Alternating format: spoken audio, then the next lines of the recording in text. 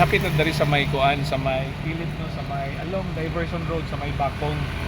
Unya, di pa ko ta kadali kanang nihunong taaning ilalom sa may punuan sa mangga. Unya, nay mga nagkulapot dari no kanita tanaw ang bulak. Okay? Gitawag nila ni kanang kuan native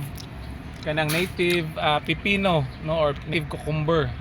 Nya inani yang bulak niya, dayon ang iyang bunga niya no, inani ang bunga. Nato i-focus dara, inani ang bunga niya. Okay? So kani makakita ko anino sa lain nga nasod ginakaon nila ni. Pero diri sa ton makakita ko ginakaon ni siya kanang mga langgam no, kana iyang mga hinog no, kana iyang mga hinog.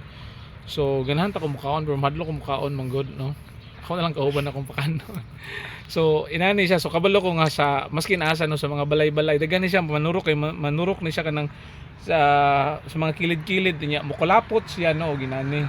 Okay nya daghan kay siya bunga gid kung makita niyo. Diri na daghan kay bunga kanang nang bitay usay mo dagko gani yan. Okay? So pero ningon sila edible ni makaon siya. Pero sa ako nailhan, ang sige na ko makita mo kaon na ni kanang mga langgam. Okay? So akong balikon ako ng schedule no padung ta sa may Lutaw Bakong. Okay? So gikan ta sa may Liptong and Mampas no. Then kita-kita taon niya. So hopefully makakuha ko taglain ng mga videos. Hopefully no, enjoy mo sa pag-watch sa itong mga videos. Okay, amping. Bye-bye.